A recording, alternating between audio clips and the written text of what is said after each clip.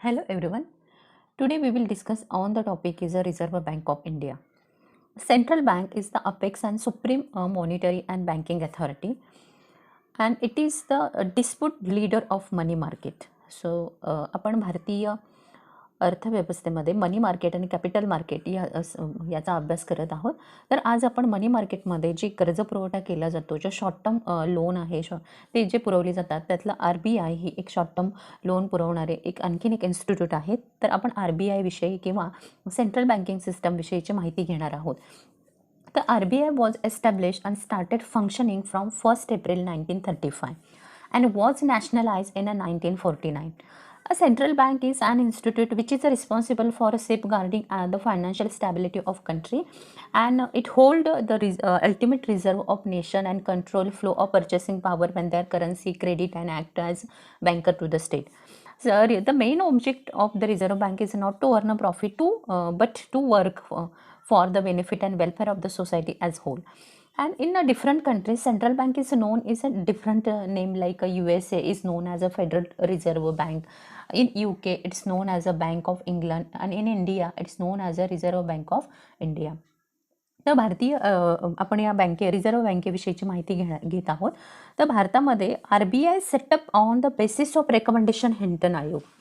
RBI set up the basis of a recommendation of a Hilton Young Commission, and the RBI Act of 1934 provided statutory basis on the function of RBI in commence and operational on the 1st April 1935 as a private shareholder bank, and was nationalized 1st January 1949. It is important constitute of money market. तर reserve बँकेविषयीची माहिती दिलेली आहे. Hilton young आयोगाच्या शिफारशीनुसार भारतीय reserve बँकेची स्थापना करण्यात आलेली आहे. त्यानंतर रिझर्व्ह बँकेचं राष्ट्रीयकरण 1 जानेवारी 1949ला झालेले आहे. Look at the definition of the central bank. First definition is a de Kock definition. Central bank one which constitute the apex of monetary and banking system structure of the country. W.H. Shaw. Central bank is bank which control credit. भारतीय reserve bank जी आहे ती अशी bank आहे की जी वित्तीय पुरवठ्यावर नियंत्रण ठेवते. आणि डिकॉकची जी व्याख्या आहे की भारतीय रिझर्व्ह बँकेच्या एक अपेक्स मॉनिटरी किंवा एक वित्तीय संस्था आहे भारतीय रिझर्व्ह बँक, आणि जी पूर्णतः देशाच्या मॉनिटरी सिस्टम किंवा ही बँक जी आहे ती देशातल्या पतपुरवठ्याचं नियंत्रण करत असते. त्याचबरोबर एक सर्वोच्च वित्तीय संस्था म्हणून देखील मध्यवर्ती बँक ओळखली जाते. म्हणजे अर्थव्यवस्थेतील पतपुरवठ्यावर नियंत्रण ठेवणारी बँक म्हणजे मध्यवर्ती बँक आहे. त्याचबरोबर मुद्रा आणि बँकिंग संरचनेतली शिखर संस्था म्हणजे मध्यवर्ती बँक आहे. Let discuss the functions of RBI. And first function is RBI issue of currency note. भारतीय RBI आपण कार्याची माहिती घेत आहोत की RBI कोणकोणत्या प्रकारचे कार्य करते. पहिलं कार्य आहे की RBI issue note currency of note, की RBI जे आहे ते नोटा छापण्याची मक्तेदारी जर बघितली तर ती पूर्णतः मक्तेदारी RBIकडे आहे. आणि भारतामध्ये the sole power of issuing currency note, which is a legal tender in India. Reserve Bank of India is act as a central bank and enjoy right to issue currency note and all denomination one except 1 rupees notes. The minimum cash reserve. The Reserve Bank of India is maintaining a minimum reserve of 200 crore, consisting 115 crores in gold and remaining 85 crores in government security. म्हणजे पहिल्यांदा नोटा छापण्याची मक्तेदारी ही reserve बँकेची आहे. Reserve बँकेला किमान 200 कोटी रुपये ठेवावी लागते किमान राखीव प्रणालीनुसार. 1957च्या 115 कोटी सोन्याच्या स्वरूपात आहे आणि 85 कोटी चलनाच्या स्वरूपात ठेवलं जातं. नेक्स्ट फंक्शन आहे bankers to the government. Central bank act as a bankers, adviser, agent of the government, and it perform all functions which is a commercial bank perform to for their customers. It is a custodian of a government fund, receive and making payment on the behalf of the government, transfer fund one place to another place, and it advance short loan and long term loans to the government. म्हणजे RBI जे आहे ते सरकारची bank किंवा सरकारचा प्रतिनिधी म्हणून देखील काम करत असते. नेक्स्ट आहे bankers bank. Act as a bankers bank and its friend, philosopher, guide and other banks of country, supervise, coordinate, control and operations and activity of a commercial banks. Commercial बँकांची म्हणजे RBI बँकर्स बँक म्हणून काम करते आणि all schedule banks are compulsory required to maintain a certain minimum cash reserve with RBI against their demand and time liabilities. इथे सरकार बँकांची bank म्हणून सुद्धा RBI काम करते आणि प्रत्येक ज्या व्यापारी बँका आहेत त्या व्यापारी बँकांना किमान मुदत ठेवी किमान रोख निधी राखीव ठेवणं अनिवार्य असतं आणि अशा पद्धतीनं बँकांची बँक म्हणून सुद्धा RBI काम करते. नेक्स्ट आहे custodian of foreign exchange reserve. या ठिकाणी जो परदेशी चलन साठ्याचा सांभाळ जो आहे ते सुद्धा RBI करत असते.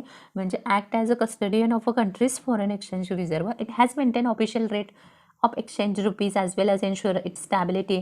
Also undertaken to buy and sell currency of all members of an international monetary fund when the custodian of a foreign exchange. Next आहे control of a credit. This is a very important function of RBI, controller of a credit. And as a supreme bank authority of a country, RBI has a power to influence and volume of credit created by the commercial bank, and it monitor the purpose use of a credit. Quantitative methods such as bank rate, open market operation, variable ratio, and cash reserve ratio, sanitary liquid ratio control volume of a credit creation, and method fixed margin requires credit rationing and moral suasion regulate purpose of use. म्हणजे reserve bank बँकांच्या पतपुरवठ्याच्या आकारमान आणि वापरावर नियंत्रण ठेवते. म्हणजे संख्यात्मक आणि गुणात्मक साधनांचा वापर करून पतनियंत्रणाचं कार्य रिझर्व्ह बँक करत असते आणि यामध्ये मग बँक दर असेल, ओपन मार्केट ऑपरेशन्स असतील, कॅश रिझर्व्ह रेशिओ असेल. नेक्स्ट फंक्शन आहे collection and publication of data. Means RBI collected collect and publish information related to agriculture industry, finance sector of economy, export import, banking, trend, money and capital market at. Such information is useful to government to formulate and implement its economic and monetary policies. म्हणजे RBI बघितलं आपण तर आकडेवारी गोळा करणं आणि प्रसिद्ध करणं हे सुद्धा काम RBI करत असते. Promotional and developmental function. Next आहे promotional and developmental function such as extending banking service in semi urban and rural area, providing security to the depositors, development of a specialised institute for agricultural credit and industrial finance.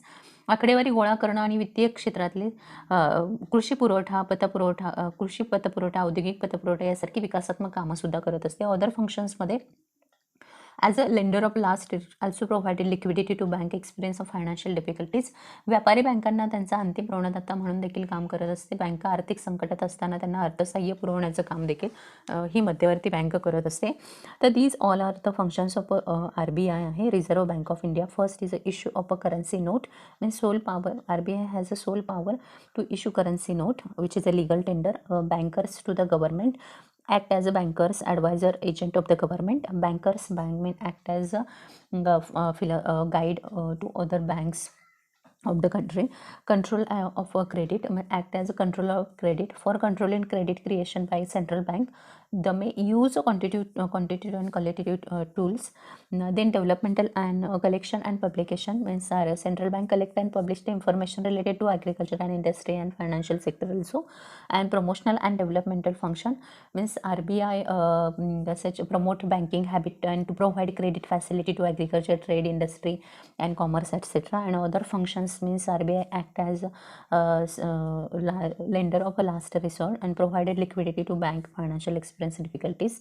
I hope this video is very informative video to all of you. I know that you will definitely understood the concept is a RBI with the functions of a RBI.